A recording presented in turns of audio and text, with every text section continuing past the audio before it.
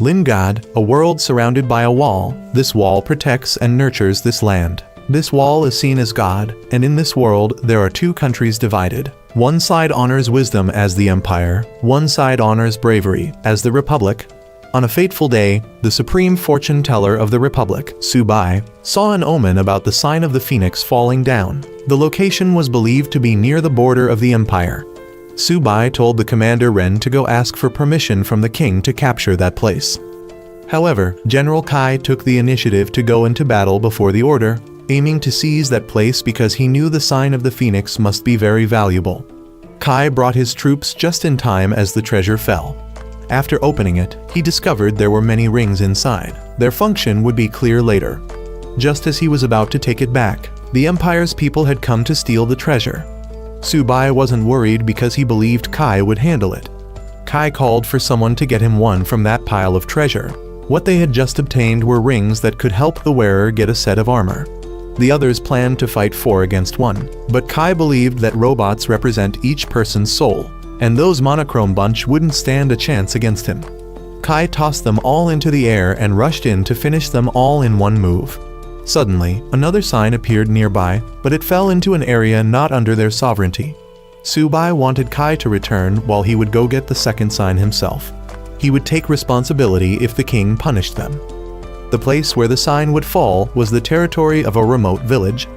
The people there were mostly cowboys and had to live in the high mountains all year round.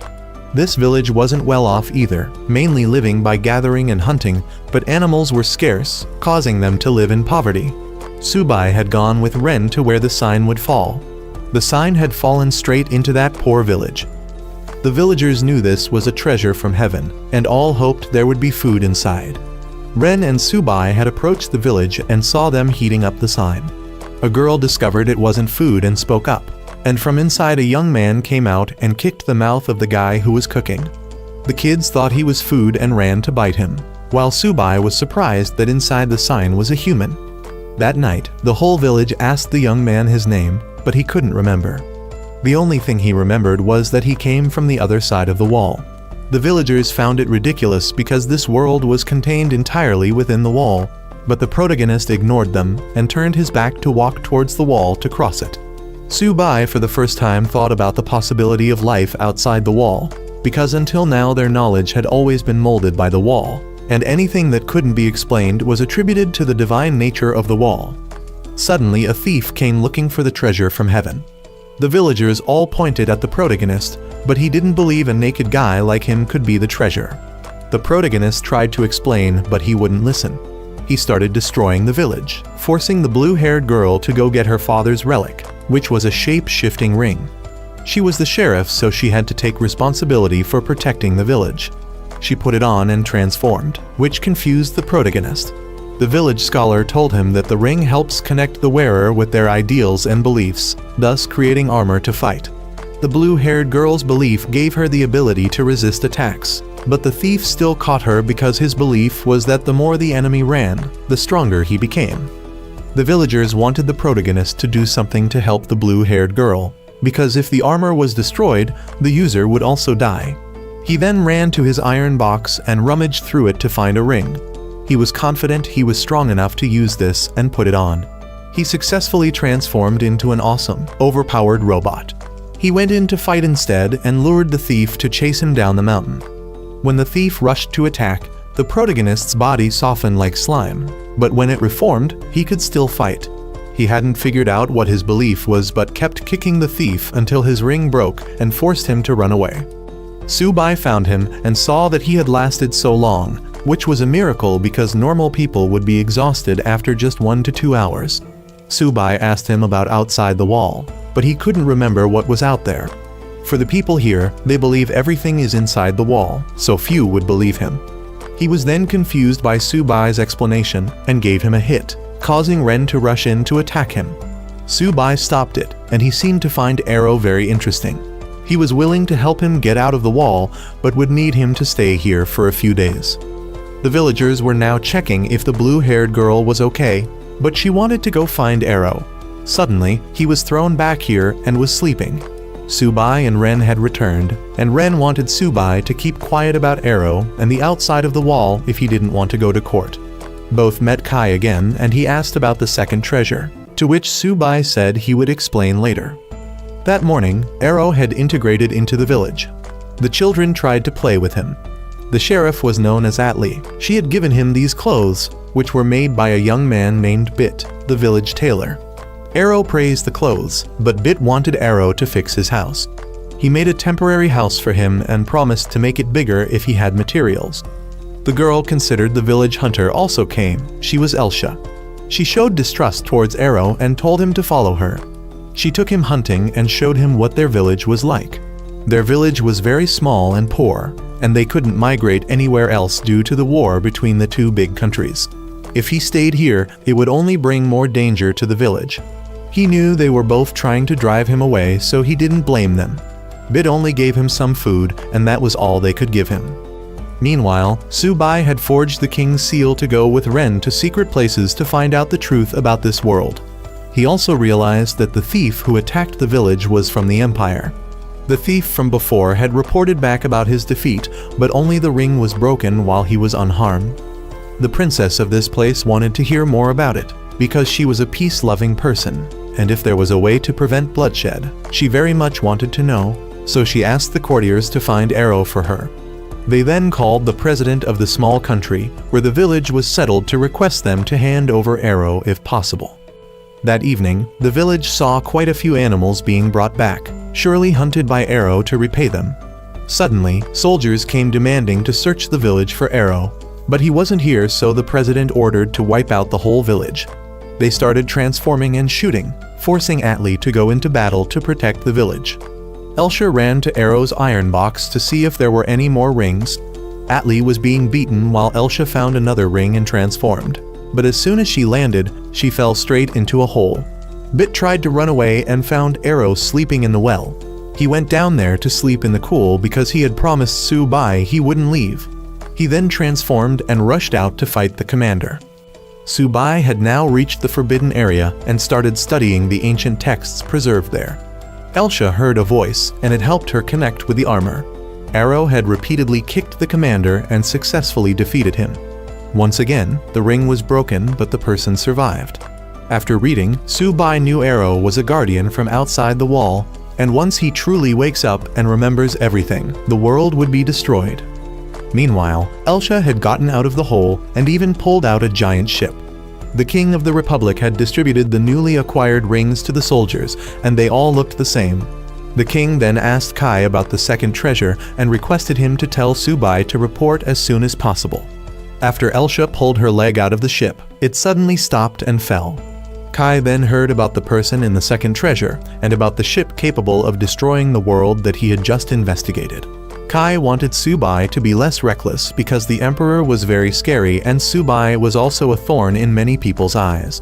Subai promised to investigate thoroughly before reporting to the king because everyone knew how scary the king was.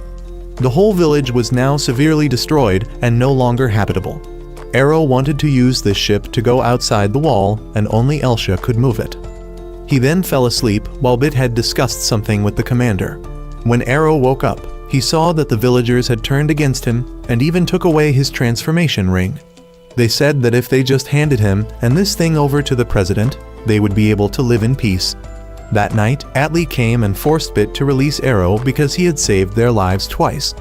But Elsha wanted Atlee to put down her gun because the army would only take him away, not execute him. Arrow also told Atlee to leave him be. He would face them rather than run away and affect the village.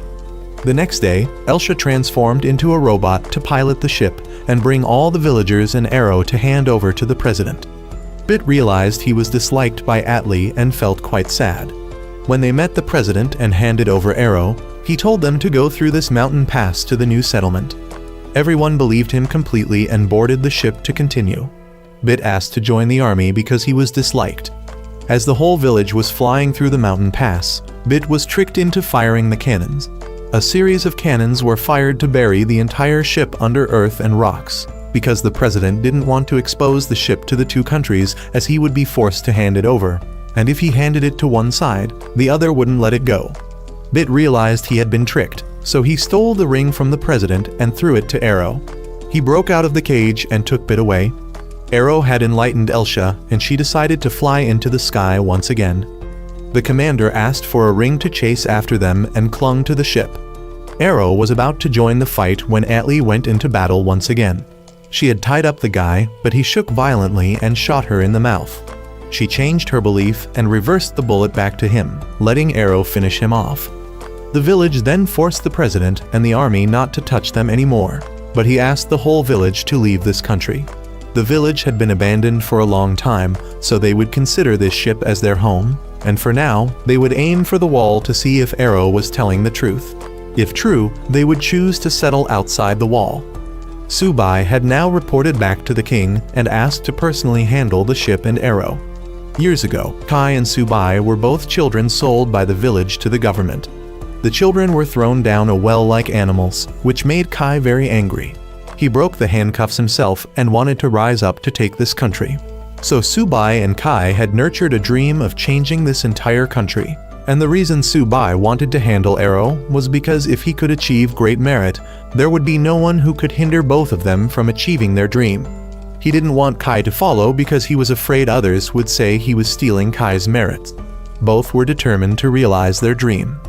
Meanwhile, a group of mercenaries had arrived at the neutral area between the two countries and attacked the Empire's plantation. Arrow's group was now considering having the ship follow the neutral path to the wall, to avoid conflict with the two countries.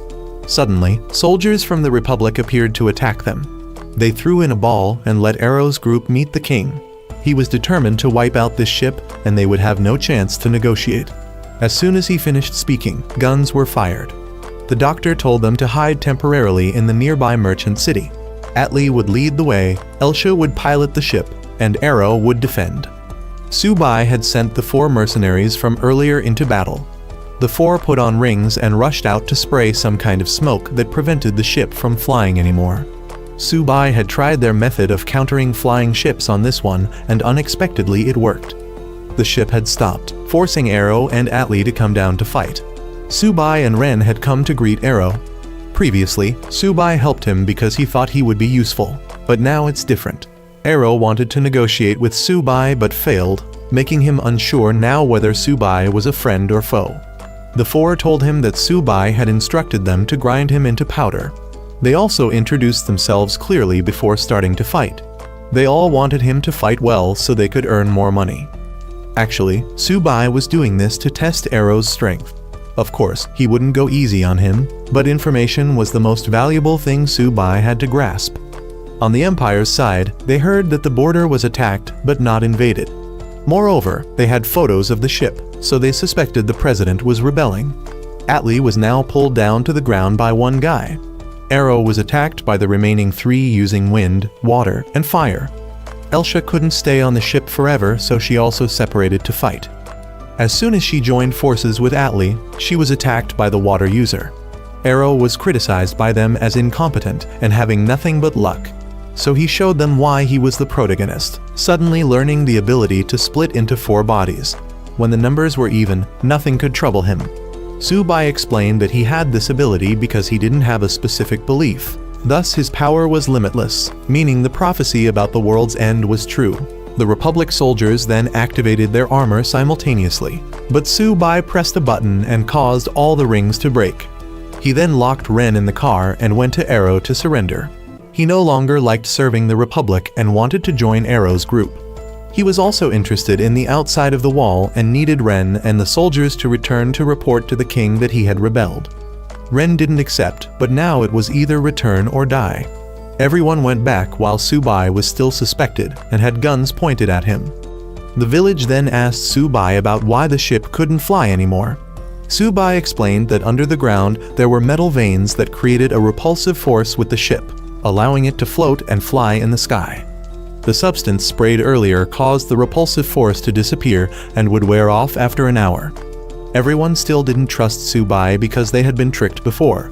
They wanted Subai to prove himself in the way Arrow had done. Ren had now returned and informed Kai about Subai's betrayal, though he didn't know why. Subai was now led to the ship's control room.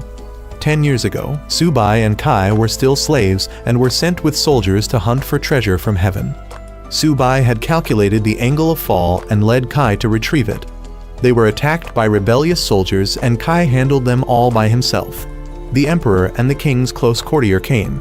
The courtier thought both were unworthy to appear before the emperor and demanded execution. But Subai used his hand to protect Kai and argued that both had achieved merit. The king also respected both for this feat and allowed them into the army. Subai now instructed the doctor on how to use this ship. Things like the control panel, lights, or navigation were all explained by Subai. Suddenly Elsha reported that an enemy had appeared, and only one person. Subai knew who was confronting them. Kai had activated the transformation ring and stopped the entire ship. Subai said Kai was as strong as 1,000 soldiers, but they were still careless and Kai used one move to completely stop the ship. The whole ship shook while Kai rushed up to deal with Elsha to drag Subai out. Elsha had to remove her bracelet to avoid losing her life and Arrow decided he had to join the battle too. Subai turned on the speaker and announced that he had joined Arrow's side. He believed the Republic was a sinking ship and he needed to find another one. His dream had now changed from Kai's. Arrow had also come face to face with Kai and transformed. Kai activated his fire sword to attack, but he wasn't hurt.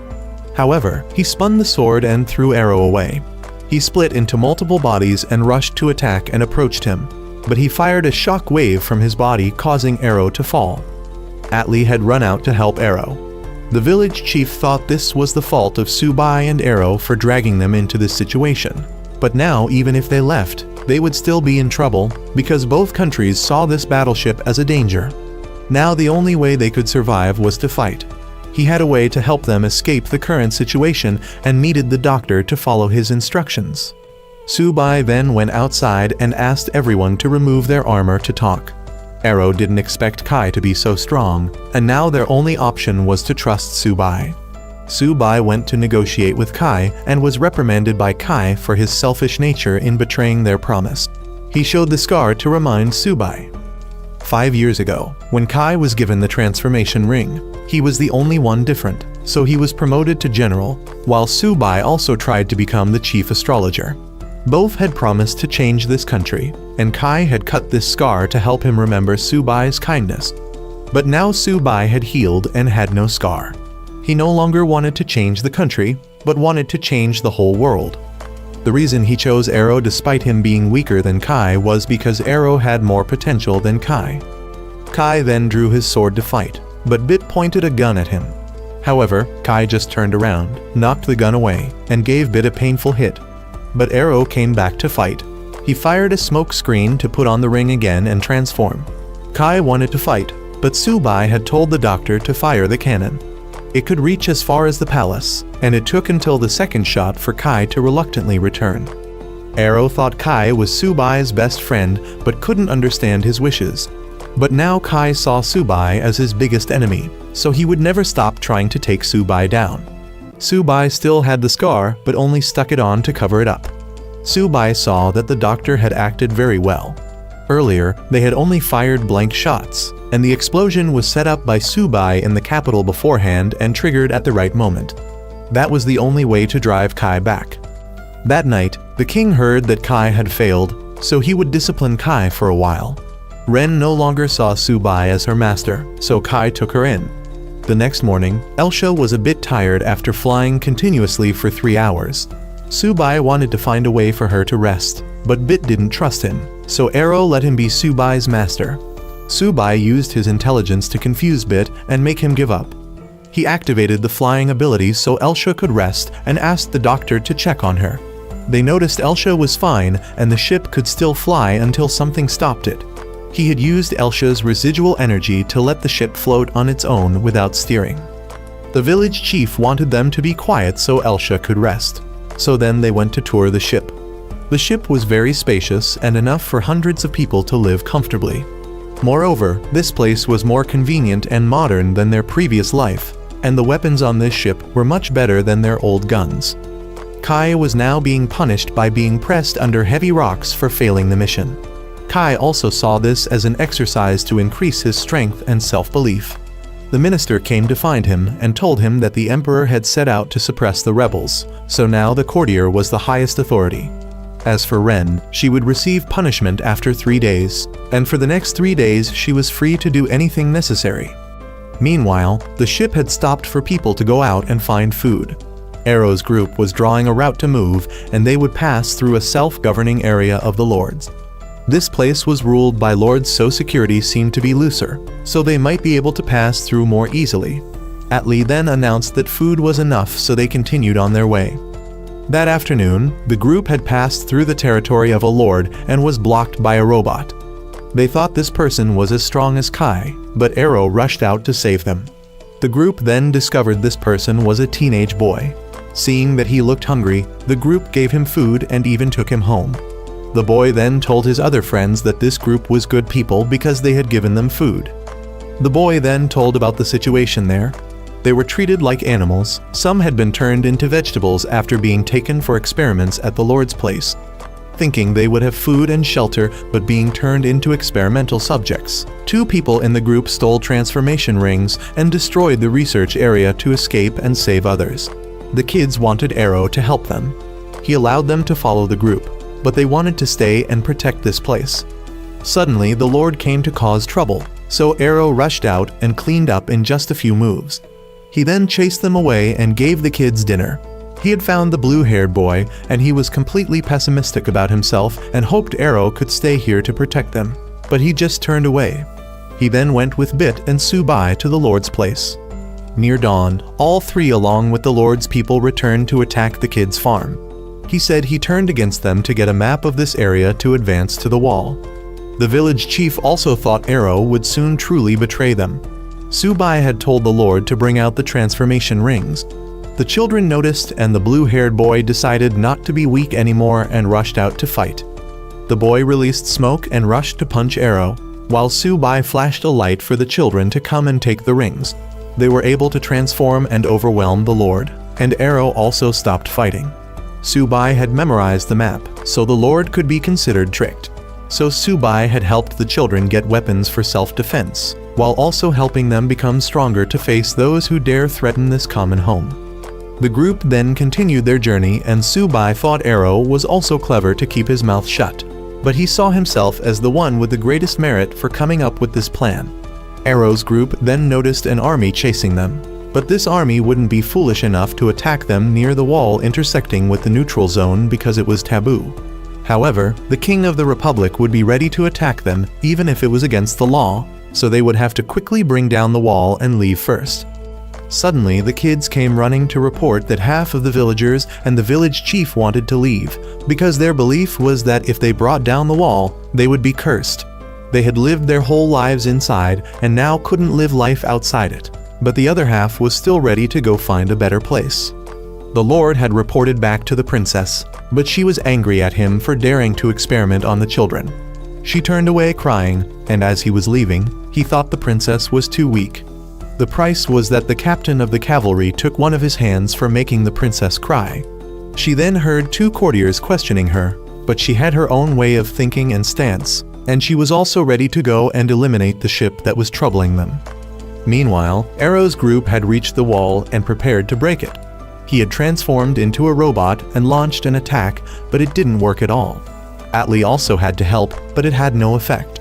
Subai also didn't know the reason because no one had ever experimented on this wall before. Meanwhile, Ren was trying to find all the information Subai had left behind and discovered the bomb he had planted in the palace. From there, the king's courtier also soon learned that Subai had planted a bomb and tricked them before, but he still didn't let the commander here attack because of the neutrality treaty. Subai had now figured out how to use the ship's cannon and fired at the wall, but it still didn't work at all.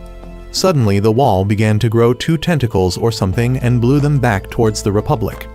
The commander took advantage of this and ordered his troops to attack. He was the general of the Northern Republic and would bring the heads of Arrow and Subai back to the king. He rushed up and pulled Arrow down from the ship to fight. Atli tried to resist, but it was useless. But he still couldn't attack Arrow's slime-like body, so he had to have people release gas to eliminate the repulsive force to prevent the ship from leaving. Elsha had to stay there as Subai said, so Atlee had to return to the ship to defend. The commander was about to use a special move when a robot flew from somewhere and stole his weapon. That person was the female commander of the Empire side. He thought she was violating the territory, but in the rules only violations on the ground were prohibited, and she was flying so it didn't count. Subai revealed that the Empire had kept the secret about flying robots to circumvent the law, so she was right. Subai also redirected the exhaust to blow all the gas that eliminated the repulsive force away from the ship. The commander had helped Arrow's group get out of the Republic's jurisdiction and back to the neutral zone. Thanks to that, the general couldn't advance anymore and had to retreat. She then also asked permission to invite the whole group to meet the princess as guests. Arrow refused and wanted to stay to deal with the wall, even though he knew that no matter what he did it wouldn't work, and even the Empire, which emphasized knowledge, might be able to find a way. But Arrow still refused. The commander decided to take the whole group to the princess and come back to persuade Arrow later. Meanwhile, Ren and Kai were also about to be free and vowed to make Subai taste bitterness. The group was then informed by the commander about the Empire, a place ruled by 6 supreme beings. Above all was the princess, a peace-loving person ready to help with their idea of crossing the wall. They then arrived at the imperial capital, and since this place was not belligerent, they didn't have to worry. Atlee still wanted to go meet Arrow, but Elsha needed her by her side at this time. Arrow was still punching the wall very actively, and the doctor stayed with him. The whole group had now reached the princess's palace. The female commander led them to the dining table that the princess had prepared for them. The villagers rushed in to eat, while Atlee and Elsha were led to the bathroom and met the princess there. They had a small diplomatic conversation there, and the princess was ready to provide accommodation for all the people, as long as they lived peacefully together. She then went out and hoped that the female captain would soon bring Arrow back here. Arrow was now having dinner with the doctor and sharing some thoughts with him. Suddenly, the female captain rushed in to capture him, but he transformed to fight back. He created a copy to use as a foothold to jump up and grab her. He wanted her to take him out of the wall, so she complied immediately. Subai had now come to find Bit to go out for a while. Arrow was lifted high and encountered the things that would protect the top of this wall. They could be considered seals keeping the wall solid and preventing anyone from escaping. Arrow stubbornly rushed up, but was attacked by her and kicked back down. Suddenly, a treasure chest was dropped, so he grabbed it to fly away. Subai was taken to meet 2 of the princess's close advisors. Both were ready to grant Subai asylum if he revealed the secrets of the Republic. He compromised but wanted to know how they had improved the female captain's ability to fly. If he could apply it, they could mass-produce it. Arrow, at this point, grabbed the treasure and was about to rush to where the people were when he was shot down by the female captain and captured. She brought Arrow back to the palace and was discovered by Bit. He had gone to observe as Subai had instructed and sent a signal to him. Subai made an excuse to return to the ship, and Bit had run to attack the guards. He was beaten back, but Subai managed to handle it himself. Arrow had been brought by the female captain to the old scientist for research. His purpose was to study how he could control the armor without needing faith. Subai had anticipated this and devised this plan. Now everything would depend on Bit's decision. If he shot the button correctly and released Arrow, they would live. If not, he would die, but Subai would still live with his own value. Bit shot correctly and helped Arrow escape. Subai threw a smoke bomb to help him escape. The female captain still rushed to attack him, but he took a sword from Subai to fight back and knocked off her mask, revealing that she was the princess. But not quite, as the princess seemed to have 2 different personalities.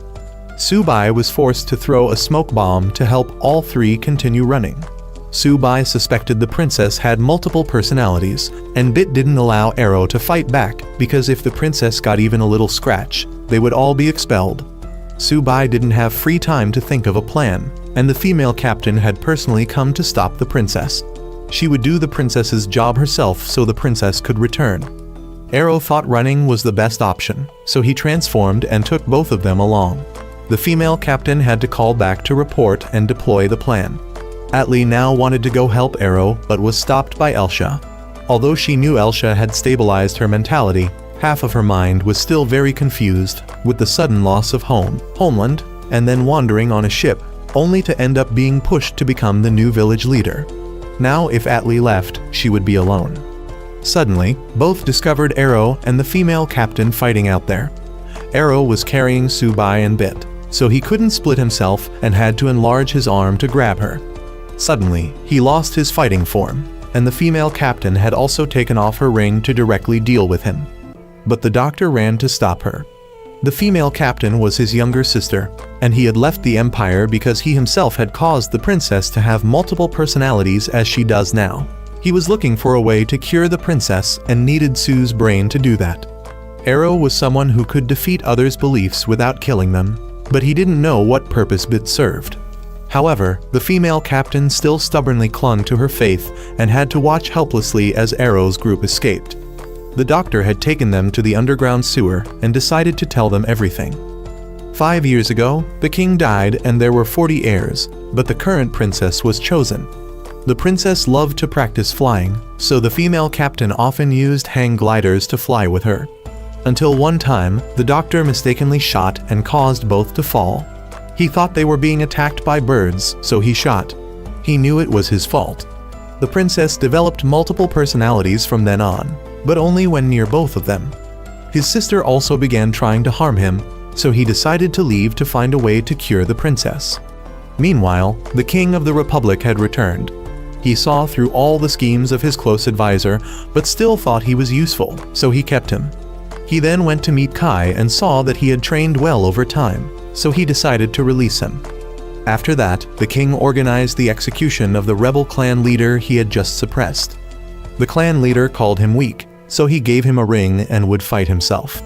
The other used armor while he only used an ordinary weapon, but that was enough for him to finish the other in one move.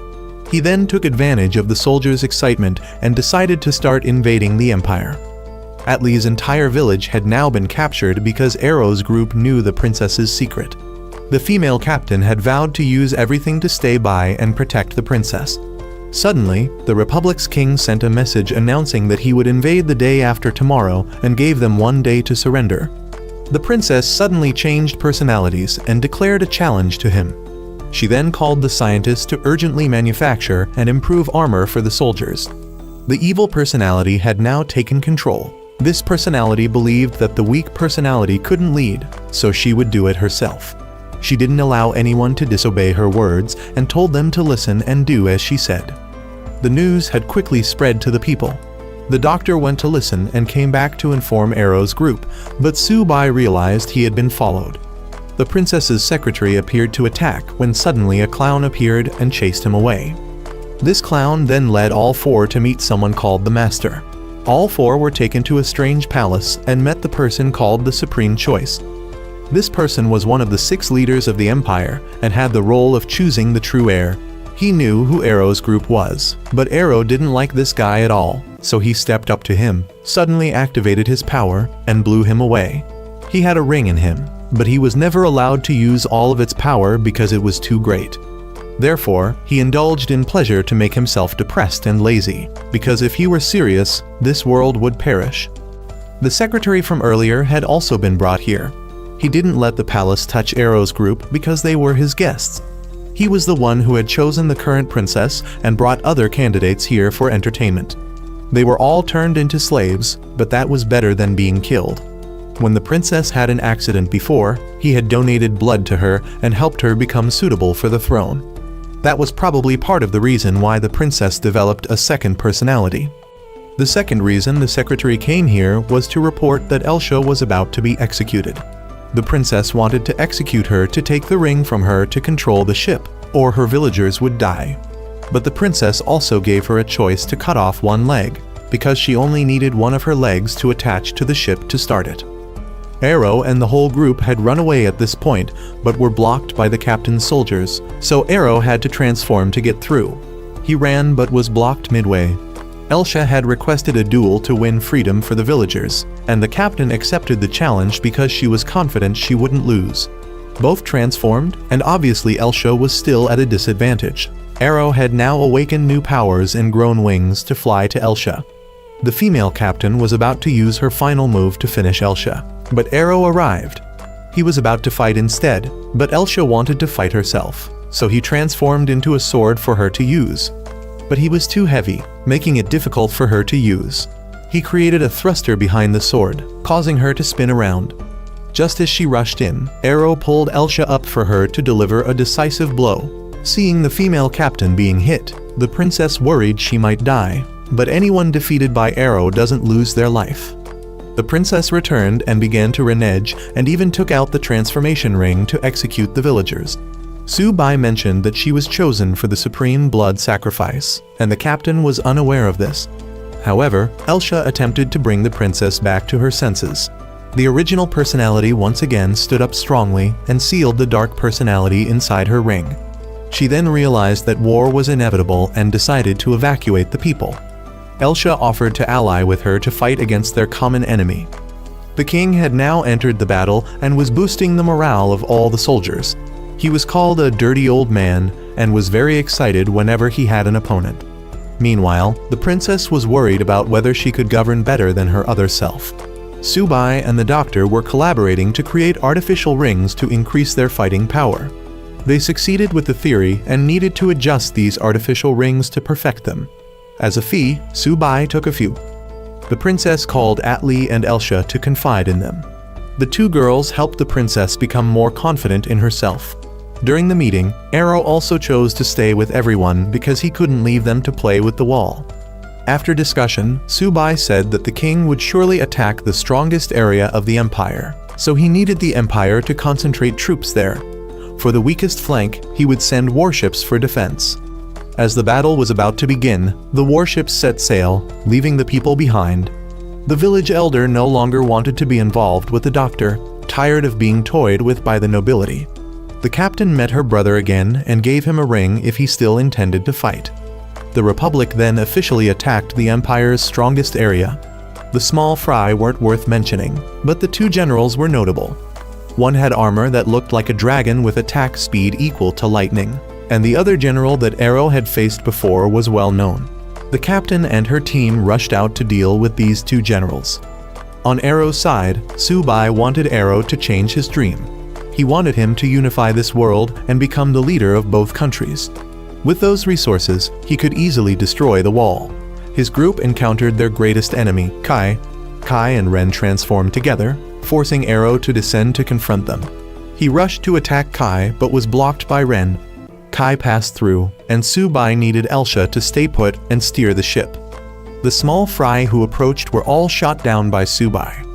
Arrow tried to get past Ren by using clones to deceive her and then using his wings to fly away. He dragged Kai into the sky and dropped him for Su-bai to shoot at repeatedly, as Kai couldn't dodge in the air. He kept repeating this, pulling Kai up for Su-bai to shoot, causing Kai to think Su-bai was a coward.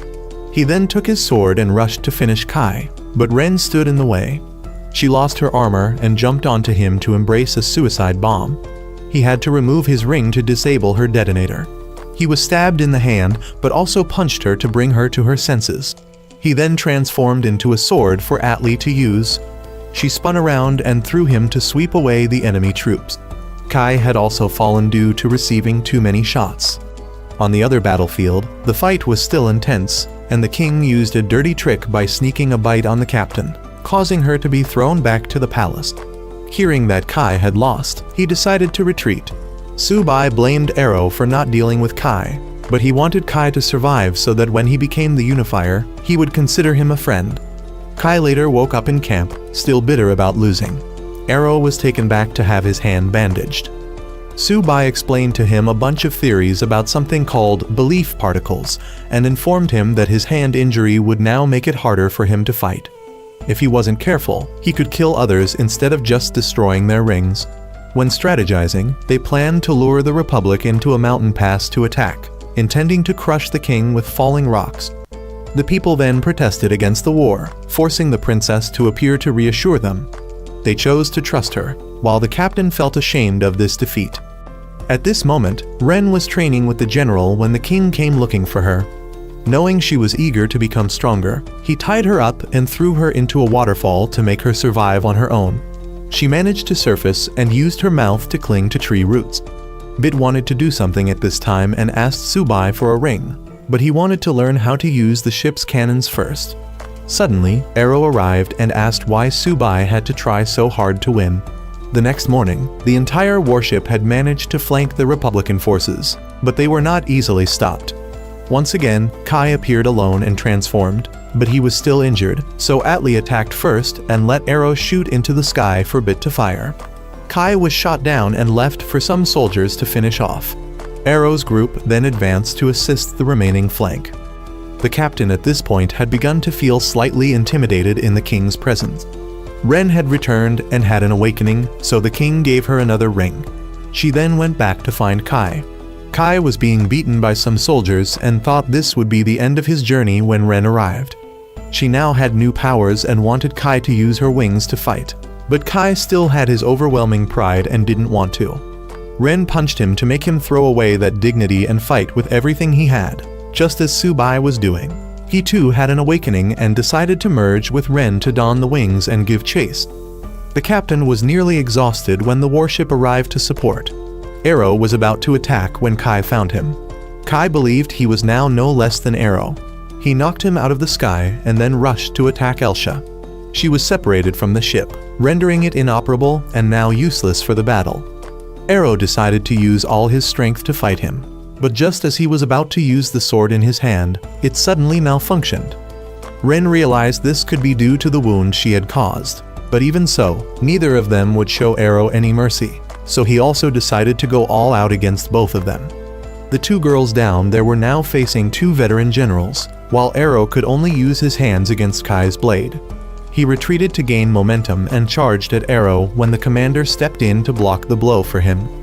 The two girls were now being supported by two loyal subordinates of the captain, both apologizing for misunderstanding and imprisoning them. The captain saw that Arrow seemed to be struggling with his arm and told him to fly up. He understood and followed, as Kai and Ren had no idea what was waiting for them in the sky. They both looped back and pushed Kai and Ren into the limited objects in the sky, and the captain wanted to seize the opportunity to finish them off. But Arrow feared killing both of them, so he held back, allowing them both a chance to escape. Subai had told him to transform into a sword for the captain to use, which he did. Thus, the battle between the four merged beings was about to begin. Suddenly, the princess discovered that the battle was being broadcast to the people. The one broadcasting it was the supreme choice. Suddenly, Kai and Ren separated, forcing Arrow to transform back into a robot to chase after Ren. Kai had thrown a wire to grab the captain's leg and electrocuted her, shocking her. Arrow had to dive down to support her and drag Kai elsewhere, leaving the two women to deal with each other. Bit now had to control the ship himself because Elsha was no longer there to steer it. The princess decided not to just sit and watch anymore, but to join the battlefield. She was confident she could suppress that dark nature. Arrow had taken Kai up to the blue sky and wanted Kai to come to his senses and understand Subai. The reason Subai betrayed everything was because he wanted to see the entire vast world, to see the other side of the wall and to know who had built them and sent Arrow here. However, Ren rushed in to attack and merged with Kai once again. They threw Arrow down to the ground, believing that a selfish person who only wanted to return outside the wall like him couldn't understand how the people were suffering. He was about to finish him off when the princess suddenly appeared. She came before Kai, and no matter what he did, he couldn't attack her. She used her power to heal all the allies and help Arrow return to the battle. The people were overjoyed, but the Emperor also saw that it was now time for him to enter the battle. He took 10 rings at once and put them on, then rushed straight into the battlefield. As our troops were cornering the enemy into the mountain pass, the Emperor arrived and found the place too narrow, so he waved his hand once, causing both sides of the mountain to be blown away. Their bomb plan had failed, and now they had to face this monster themselves. The captain rushed to attack but was tightly gripped by him. Arrow tried to rescue her, but both were thrown away. He swung again, and the entire group behind them flew away, leaving only the princess. She had recovered Arrow and the captain, but he advanced straight towards her, wanting her evil nature to return. She was constantly pressured and again lost control to that evil self. She declared she would make this dirty old man regret provoking her. Bit saw that the situation was now very unstable, as the ship couldn't move and the princess had gone mad here. Subai still said nothing, proving he must be very focused on finding a solution. the princess began to attack, and the king could only raise shields to defend. His rings gradually broke. Due to his great belief, quantity had to compensate for quality. The princess drilled her foot into a drill and pierced through the shield layer, forcing him to lick her shoes as she had declared before. But he was still laughing and then absorbed her sword and even one of her legs. The captain wanted to help the princess but was blocked by Kai. Everyone else also had their own opponents, so the princess now had to fend for herself. The princess then rushed towards the area where soldiers from both sides were fighting. She kept smashing both enemy and friendly troops to absorb power. The people found the princess too frightening, but others couldn't do anything because this was decided by the supreme choice. Arrow saw that the captain kept losing focus, so he told her to hold Kai back while he went to rescue the princess instead. He split himself to block the old king and rushed to block the princess's face, then launched a move at her. The transmission was suddenly cut off, and the people began to lose faith when they saw that side of the princess. The Supreme allowed the transmission to reopen, and the princess had been brought back to her benevolent nature by Arrow. Subai had spoken, meaning he had finished strategizing. Subai called for everyone to pretend to retreat because he had a plan that needed Arrow and Elsha as the key. Both returned to the ship first and waited for everyone to retreat. Subai turned the ship 180 degrees and then ordered to prepare the cannon. Arrow became the energy source to combine with a cannon, and the enemy stood in formation just as Subai had hoped. Just one cannon shot combined with Arrow's power caused the enemy troops to lose almost all their rings and could no longer fight. However, Kai and Ren flew in the sky and dodged, and the Emperor was still standing firm. Arrow tried to give them a way out, but the Emperor urged them to rush up and fight with conventional weapons. They weren't cowards and charged forward, forcing the captain and her people to respond. Arrow tried to tell Kai to stop the soldiers because this was meaningless sacrifice, but Subai told him not to bother explaining because these people lived by ideals, not reason. But the princess stood up to recover them. She didn't want more bloodshed, so she would heal until they gave up the intention to attack. Others followed her and ran up to help. The Emperor was also recovered by her and also reached his limit and returned to being human. He ordered a ceasefire and admitted defeat. The two generals still wanted to fight, but Kai stopped them because this was the Emperor's will. The two sides then shook hands, negotiated, and decided to return to their homes. Arrow and everyone prepared to repair the ship a bit before going home as it had used up all its energy to fire that last shot. The princess and the captain had gone back first. She planned to let the people know about her second personality, but as soon as she arrived, she was stoned by the people because they thought that evil personality was her true nature. Arrow's group was now celebrating victory, and the girls were planning to return to the wall, but now they couldn't do anything about it. So Subai still hoped Arrow would consider the idea of becoming king. The captain had to take the princess away from the angry crowd because they didn't know where they got transformation rings from. Atli now felt quite useless in the battle, but Elsha thought she was always the first to act, so she shouldn't underestimate herself like that. The princess had blamed the captain for pulling her away without letting her explain. The doctor and two courtiers also ran up and informed that the people had broken into his laboratory to steal transformation rings, and the princess didn't allow them to harm the citizens. The captain then learned that it was the Supreme who had leaked this information. As the princess wanted to go explain to the people, she suddenly fainted. After being taken to her room, the captain realized the princess was also injured. Subai now needed more than a day to restore the ship. Suddenly, they were attacked by a strange robot. Arrow had to go out to deal with it, but they couldn't see the complete form of the opponent. Arrow split himself to hold it back, but the attacker disappeared.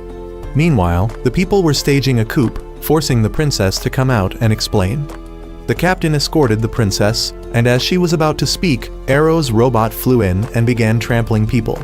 Some people died, forcing the captain to take action, but this Arrow flew away, revealing it was the clown impersonating him. The princess's courtiers all knew who was behind this plot. She then created a puppet to go inside and incite people about the princess bringing the heretical Arrow group into the country. So now they were hunting the villagers. The princess couldn't calm the people, and the Supreme appeared, transforming into his most handsome form and communicating with the people. He said he would strip the princess of her title and let the people execute her. The captain stopped the people, but the secretary had people arrest the princess. As the captain wanted to take the princess away, she was blocked by that clown. The princess was thus captured. While the doctor went to find the supreme, he revealed his purpose was to continue causing war, not liking the princess's style of peace. It was also he who had made the doctor misaim and shoot the princess off the glider. He activated his bracelet and tried to resist, but was beaten badly without missing a hit. Finding no way out, he fled as the best option. The princess was about to be executed when Arrow arrived in time to save her. He also knew about being impersonated thanks to the doctor's report. Subai was working 10 times as hard to repair the ship. Arrow wanted to find the villagers while the clown would be dealt with by the captain. The doctor was bringing the building where the villagers were sheltering to the ship when he was stabbed by the people. He tried to take the villagers as far as possible and stood back to block, but was stabbed repeatedly. Arrow came to handle the villagers, but the doctor couldn't be saved anymore. He warned the princess to be careful of the supreme and then passed away. The secretary came to demand the princess back, as this was an internal national affair. But Atlee declared that her ship and people were also an independent country, and she wouldn't let their benefactor, the princess, come to harm. From then on, 2 months passed. No one knew why no treasures had fallen for 2 whole months. At the same time, the Republic's military power had decreased significantly. But above all, they were officially recognized as an independent country by the 2 major countries. Atlee was made queen because 2 months ago, the Supreme had ordered them to leave as he wanted them to become an independent country. The more countries, the bigger the war would be. The ship then chose a place to settle and produce agriculture. The people were no longer hungry, and everyone was thinking about who should be the ruler. Everyone had their own reasons to refuse, so Atlee was chosen. After some time of reflection, the Supreme decided to speak to the people again to end the boredom. On that day, the signing ceremony took place right on this ship. The King of the Republic was invited. The Secretary, now the Emperor of the Empire, also came to participate. The president from before was also invited and couldn't believe this once rejected village had grown so large. When entering, the Emperor of the Empire showed clear contempt for the princess, now a council member named bhayaniwh. The captain informed that the vassals present here had all chosen to be under their country, so if any country intended to attack, they would protect these vassals. The armored division previously under her command would once again follow her and leave the empire. The teenage boy's Arrow had helped before also came here to help. Other vassals continuously flattered them. Meanwhile, the 2 generals in the Republic were having soldiers trained to fight robots barehanded, as they had lost most of their rings and their military power had significantly decreased. Kai was also forced to change. He had to sit at a desk to research belief particles, hoping to find a way to activate battle armor without the ring. Besides discovering that Arrow's awakening would be the destruction of humanity, he found something else. But just then, Arrow and Subai arrived. The 2 generals and Ren wanted to fight, but the Chancellor stopped them. The Chancellor's role was second only to the king. Subai wondered where the fat Chancellor from before was, and it turns out he had fled with money when he saw the Republic lose the battle. As he was escaping, he accidentally fell into the hands of the clown, who informed him that he had been chosen by the Supreme. When Subai entered, he began negotiations and wanted a part of the Republic's land in exchange for peace. Ren refused and thought this was a threat, but Arrow believed she was being too rash.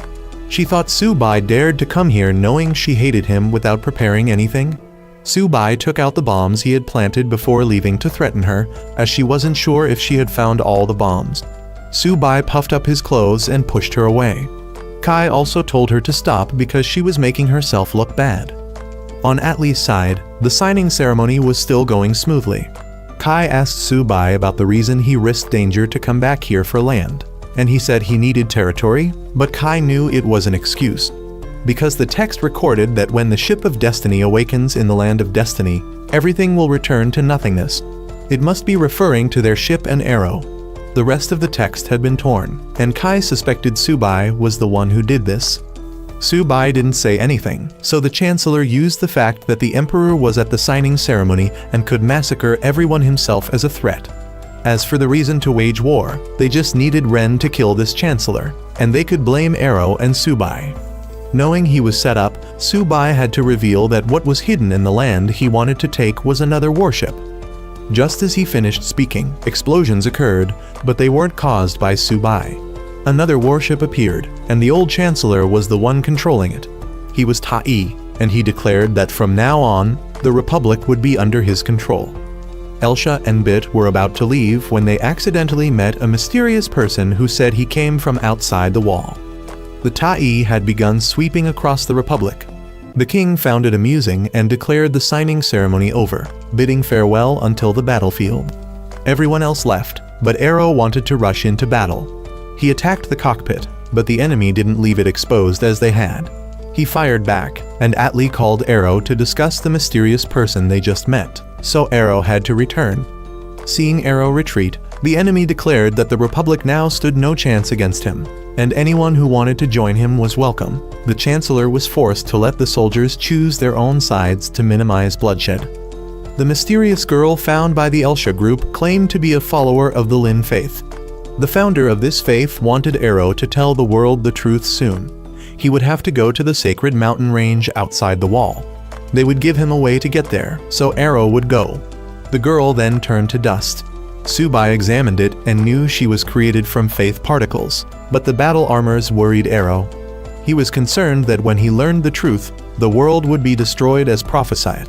But Tsubai thought the world had already changed since Arrow's arrival, so it could be seen as destruction. Meanwhile, the Republic soldiers were trying to attack Tai. He fired at them, but the Emperor appeared and charged straight at his battleship.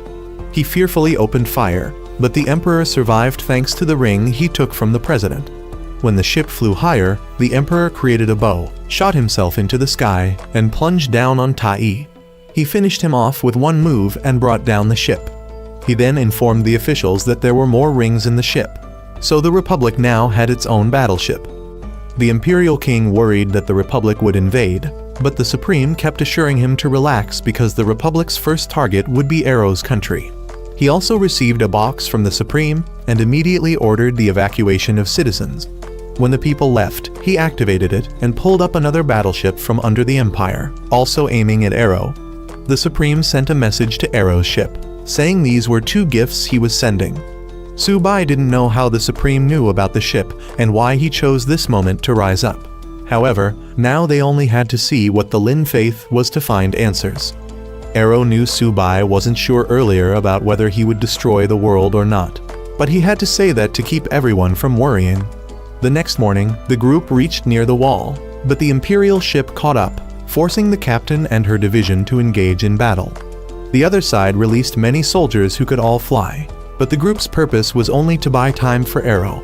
He stood ready at the bow of the ship, and Tsubai turned the ship and activated its upright mechanism. The cannon was now larger and fired an unavoidable beam of light. This was the result of Tsubai's 2 months of research to counter the flying enemies. It swept a straight line and then rotated to both sides, completely clearing the Imperial forces. The ship, having lost its faith particles, could no longer fly. And so Arrow's group continued towards the wall, and another disciple appeared, telling them to go straight through the wall. Indeed, the wall let them pass through, but on the other side was another wall. They passed through 3 walls consecutively. The Empire took out more rings to approach and examine the wall. Arrow's group was nearing the mountaintop, but there was a problem with the pillars. They were all skulls. Even the doctor's head was there. The captain ran to check, but someone told her not to touch it. This was the patriarch of the Lin faith. These faces represented the dead, and the higher the pillar, the closer that soul was to heaven. The patriarch wanted Arrow to remember everything. He then used magic on him, making him writhe in pain. Others tried to help Arrow but were stopped. The Imperial ship had also passed through and was in pursuit. The group was about to turn back and fire when Arrow alone rushed into battle. The scars on his body began to heal, bringing him close to losing control. The Imperial King was still confident because Arrow couldn't kill people, but he lost his ring and his life. Arrow was extremely shocked after killing someone for the first time. Arrow tried to leave but was held back by an electric current. His power went out of control again, causing him to wipe out all the Imperial soldiers around. Everyone was shocked, while Arrow helplessly told the captain to run before he accidentally erased her too. Now they could be certain that Arrow was the one bringing destruction to the world. The patriarch was actually a jester sent by the Supreme. He had known who Arrow was from the beginning and did this to restore Arrow's inherent power, as he was a destroyer sent by God. The jester then lured Arrow to destroy more people. Thus, all the Imperial soldiers were annihilated by Arrow's hand alone. The Soul Mountain grew taller. The reason Arrow was brought here was because this place was closest to God. But he still maintained consciousness despite regaining his power. He tried to remove the ring, but his body resisted. He fired a shot at the ship, but managed to self-destruct that attack in time. He told everyone to shoot him down because he didn't want to see everyone die. He had saved them time and again, but this time he couldn't. Everyone pleaded with Subai because he always had a solution. Under pressure, Subai told everyone to fire at the ship's bow to cut off Arrow's energy source and told him to go far away to avoid harming anyone while they found a way to fix him. The captain went out, and bhayaniwh wanted to follow, but the captain stopped her because bhayaniwh still couldn't fly. They were blocked by the jester, so anilast went out to tie her feet for the captain to launch a full-force attack. She was forced to retreat, and Bit shot down the ship to let Arrow go. He flew away while Subai wanted to return and head to the mountain for information. But the Supreme had built a wall preventing them from passing. Subai again faced pressure on what to do next, and this was the first time we saw Subai lose composure to this extent. But Bit saved Subai by keeping the ruins from the execution village here, including the box that sent Arrow to them. Arrow had gone very far and was trying to remove the ring by any means possible. There was still no movement from the ship. Their communication with Arrow had been cut off, so for now, they could be sure the Supreme wouldn't pay attention to them. Arrow had reached the border of the Republic and accidentally killed people there. Those on the ship were still worried about opposing God, but they had faced many strong opponents before, so there was nothing to worry about. Bit believed Subai had a strategy. Of course he did, and he needed bhayaniwh's help. The King of the Republic had met the Supreme again and was informed about God. He didn't care who the Supreme's God was and only saw this wall as the only God. He decided to defeat him and overthrow what he called God. He then handed over control of the ship to the Chancellor, and the ship took off. anilast and Elsha had brought food to the villagers, and they now fully trusted both after all that had happened. The wall was gradually being lowered. Arrow was trying to control himself to avoid harming more people. As soon as the wall was completely lowered, Subai's group continued their journey. Bit approached Subai to complain about his uselessness, but Subai had a very important task for him. Arrow had reached the height limit and was trying to surpass it. He saw a treasure drop hole and entered, but before he could orient himself, he was pulled out by the jester. She threw him down, and he fell right in front of the Republic's ship. The king was about to deal with Arrow for being God's hunting dog when the captain asked them to stop. Subai's group had arrived. Subai negotiated with the king, wanting to prove he also had the power to confront him. With his inherent bellicose nature, the king agreed to let Subai face Arrow. He allowed Subai to prove his strength, and if he could defeat Arrow, the king would be the next opponent. Subai's group could now relax as the king wouldn't interfere. bhayaniwh would charge the cannon. The captain's two subordinates attacked the princess so she could absorb and redirect it towards Arrow, but he still managed to block it. However, bhayaniwh succeeded in approaching him and letting her other personality grab and squeeze his hand, causing him to shatter and return to human form. bhayaniwh had persuaded her other self to help fight together. He could meet Subai again and reach out for Subai to grab, but even though he wasn't in robot form, he could still make Subai disappear. Arrow panicked and wouldn't let anyone near him, then decided he would destroy the Supreme One himself. As he flew away, the clown woman tried to follow, but bhayaniwh asked the captain to run back to the Empire to save the people before the Supreme One targeted them. When the clown woman tried to follow, Ren rushed in to stop her. Both she and Kai wanted to deal with her to avenge Subai. Kai realized how wrong he was to underestimate Subai's aspirations, but he also felt sorry for Subai being killed by the very goal she pursued. Kai kept attacking, causing the clown woman to shatter into pieces and explode. At this point, everyone was at a loss without Subai and Arrow, as they had been too dependent on both. But Bit took out the ring Subai had given him, saying that even without those two, they must act because they had grown stronger, and they'd rather face God than continue living in poverty. so the whole group set off to return to the Empire to confront the Supreme One and evacuate the people. The captain had reached the Empire and told the people to flee, but they no longer trusted her or the princess, so she had to use force to scare them away. She encountered the Supreme One, who thought it was more interesting to let humans struggle in despair. He revealed how he had framed her brother, enraging her to attack, but she was completely blocked. He saw that she was just like her brother when learning the truth. She frantically rushed at him and was repeatedly knocked away.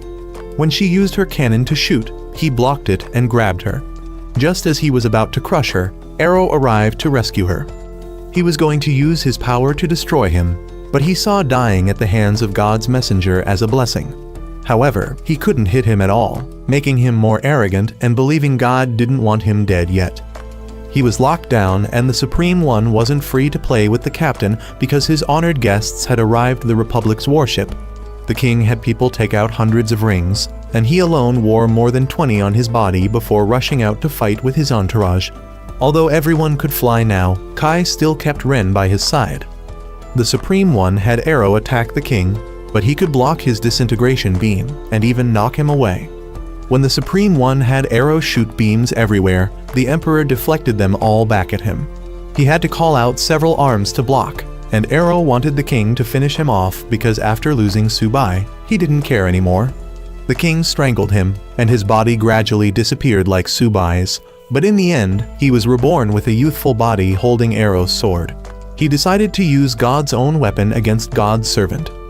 The Supreme One was forced into a serious fight. He took out his ring and transformed it into battle armor, but he also created a warship for himself. His warship continuously fired shots around, bombarding a large area. But in this difficult situation, bhayaniwh arrived and revived everyone. However, this was still not enough against the Supreme One. He activated a barrier field surrounding the warship, and in this difficult situation, Bit stepped forward and took out the ring Subai had left behind. The ring enlarged and merged with the warship, transforming their ship into a giant robot. Bit had been trusted by Subai because he always united everyone together. While Bit dealt with the arms of the other warship, bhayaniwh took the opportunity to revive everyone. Her ability seemed convenient but directly harmed her as she had to endure pain to heal. The king, determined not to let her efforts go to waste, charged in to where the Supreme One was hiding to drag him out. He blocked the attack and detached himself from the warship to enjoy the battle. The king realized he was connected to the warship by wires, indicating a link between them. Everyone rushed to attack the wires, but they were unusually hard. The two generals and Kai couldn't even scratch them. The king was being whipped incessantly by the Supreme One, forcing bhayaniwh to constantly recover. But the Supreme One had attacked with a wide area technique to suppress her recovery ability and also to see how long she could endure. Bit came up with a bold idea at this moment. He decided to merge the two battleships together to create a stronger and larger robot. Everyone could feel this power. Bit believed this was the reason Subai always wanted battleships, and the power from the combined battleships was enough to break the wires. Simultaneously, Bit also fired a barrage of missiles at him. The king thought he was still bound by the rules of this place, so they could still win. He and Arrow rushed forward, and he saw that he was being gradually destroyed by Arrow, but still had to use faith to recover. He wanted Arrow not to listen to his nonsense and just charge ahead. He activated the thrusters behind the sword and rushed with him to push him back. The king used his special technique of shooting himself like an arrow again and flew straight into him. But he thanked him because he had intentionally allowed himself to be stabbed in order to release Arrow back to his original form. He grew spikes and stabbed the king. He could only apologize. As others wanted to rush in, the clown woman had returned because she had the ability to regenerate until this world ended. But the Emperor refused to go easily. He fell onto the Supreme One's body and decided that even if he died, he would take his power with him. He stabbed once and pulled out all the rings from his body, leaving a final message for his descendants before passing away. The barrier around the Supreme One completely disappeared.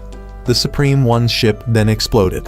That afternoon, everyone stood before the ruins, hoping that they could give the king a proper funeral later. They had searched all day but couldn't find Arrow and the two villains anywhere. Suddenly, the kids at the farm called to report that they were seeing Arrow going around destroying things. He was now completely hopeless and helpless as no one could stop him anymore. Kai flew there to find him, confident that he was fully capable of taking him down. He then rushed in to fight and was able to block his disintegration beam thanks to what he had learned from the king. He also had a skill he had learned himself, which was creating a dark sphere and throwing it at Arrow. This sphere turned his body to stone, preventing him from recovering. He threw multiple spheres continuously at Arrow, and he felt that he could finally die. But suddenly, in some magical way, a portal appeared and Subai jumped out from it. However, this Subai was as large as 2 battle armors. He did something and helped Arrow regain control and transform back into a human. Kai wanted to know who this Subai was because Subai would never be this big. Actually, this was Subai's faith form, while the real Subai was on the ship. 3 days ago, when Bit came to find Subai, he had shown Bit what he was researching. It was a device that allowed him to transform into a material form like the battle armors, and he would take a gamble to see if bhayaniwh could completely save Arrow or not. If not, he would let himself be disintegrated and sent up to God to see what he could discover. He had only told this to Bit, and if he didn't return after 3 days, he needed Bit to pull the plug to bring him back here. Subai had returned, and Bit told him to come out here to resolve things because the Republic's people wanted to take Arrow back for trial due to his involvement in the king's death. Arrow was ready to face punishment for killing too many people. Atlee disagreed and wanted to reclaim Arrow. However, that stubbornness could lead to a war. But 2 boys came and informed that this was their territory, and they demanded Kai to release the person. Seeing the tense situation, Subai offered a condition that he would reveal the secret of the world to the Republic in exchange for Arrow. They then boarded the ship for dinner, and Ren kept standing nearby to closely monitor Arrow. He told her if she wanted, she could just stab him quickly. After things settled down, Subai began to explain the nature of this world. Basically, this is one world among countless ones created by God. They have many large and small branches dividing out, and their world is also a small branch. All worlds lead to a common point, which is God's world. God collects power particles created by the worlds to maintain life. Basically, God needs to eat their faith to live. The things they saw outside the wall were actually the faith of the dead concentrated in one place for the gods to absorb. Any world showing abnormal behavior would be considered a threat and eliminated, meaning that now that Arrow was no longer the destroyer, God would make the next move. Everyone decided to fight even God to protect this world. bhayaniwh still wanted to try using words to persuade, but everyone knew well enough that the Supreme One would not listen. Subai further revealed that the molten metal under the rock they used for propulsion was actually a sensor. If Subai could deceive that sensor, perhaps they would have their next move. Subai then came up with the idea of trying to go back outside the wall to see what would happen, because that place was where faith was sent to God. But how would they get out of the world when there were devices limiting altitude in the sky? Arrow remembered that when he entered the treasure gate, he saw a space outside, and based on this reasoning, Subai could predict that the location he had reached was a tube leading to God's area. The 2 boys proposed an alliance between countries as they now all shared the common goal of protecting this world from the deities. They were concerned about Arrow returning there and possibly regaining his destructive power, which was still possible, but the chance of their world being destroyed was even higher. Arrow wanted to know the reason for his memory loss and his desire to return to the other side of the wall, but Subai hadn't figured that out yet. Arrow had killed too many, and now he didn't know what he should do. Kai thought that if he was like that, he might as well die. He challenged him as a man. He then took out his sword to duel with Arrow, who was unarmed. The captain didn't let bhayaniwh intervene because this was a duel of honor. Kai then charged at Arrow, who dodged. He didn't understand why Arrow wanted to die, but was now dodging to cling to life. He found Arrow too indecisive. He called him the one who killed the king and told him not to blame the Supreme One.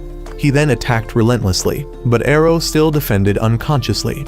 He didn't understand his own actions until he realized that the reason for him to live was the friends he had met. Kai, seeing that he was fighting back, drew out the king's weapon to attack him, but he blocked it barehanded. He now understood the reason he fought alongside them despite being the destroyer, that it was the strong will to survive of the people he met that had changed him.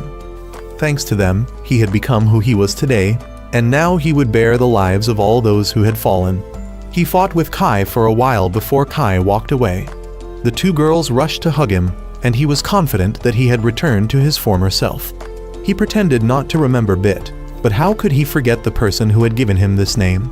Kai met Subai again and thought Subai would see his recent action as a test for Arrow, but Subai was also testing Kai. Because after the king's passing, he wanted Kai to ascend to the throne. He believed it would happen and gave Kai the things he had prepared if it did. Kai also realized that Subai was hiding his old scar. Kai would help Subai fulfill the big dream he desired. Ren also came to find Subai, and he saw that her sneaking skills had improved. They were determined to defeat even God to assert their position in this world. The group then set out to go to the mountain outside the wall. When they reached the wall, they easily passed through it without any obstacles. bhayaniwh already knew about what had happened to the doctor and how he had been wronged before. The army then took a minute to pay respects to those who had sacrificed themselves here. The Supreme One appeared once again. He would live until the world was destroyed. Since this place had been abandoned by God, he no longer needed to spare the energy of faith here. He then summoned a treasure, but this one spiraled into the earth and pulled the wall towards the center to sweep away this entire world. He wanted them to witness the destruction of everything they loved. He then absorbed the pillars of faith to create a sword. He was trying to provoke them, but they weren't easily trapped, so he threw the sword and pinned them to the ground. Subai told everyone to remove their rings to escape, but the Supreme One's spear controlled their bodies, making it impossible for them to escape. He declared to the whole world that this was the punishment for opposing God. While Kai's Republic army was fighting the clown woman and trying to stop the machine destroying the world, Arrow here used his power to separate the spear back into towers. Everyone joined forces to blast away the Supreme One and then turned back to stop that weapon. They couldn't make it stop, and the Supreme One had returned to disrupt them. He had returned to his true form and called out the battleship. Subai realized this could be stopped because otherwise, he wouldn't need to stop them.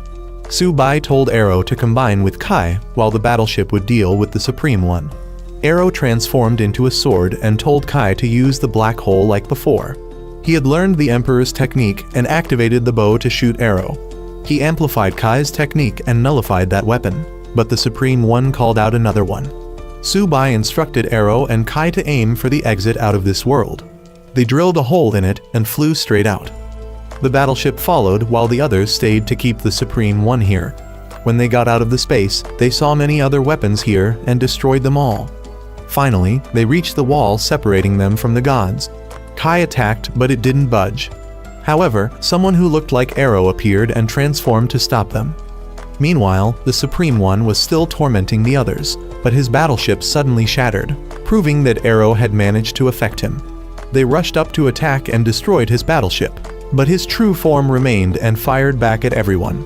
He aimed at bhayaniwh, but the clown woman blocked the captain from coming to support. Arrow and the others at this point couldn't harm the god as he called out copies of other people. He revealed to them the true nature of everything. Humanity had actually migrated and been infected with a disease. Only one individual remained alive, and that child was the true god. God needed a large amount of faith to develop, so this world system was established. The reason they were being eliminated was because the king and humans had developed too strongly and threatened the system. They didn't understand why becoming strong was a crime. The group still tried to resist, so the god had to teach them a lesson. The god then cut off the faith system, preventing them from drawing energy to fight.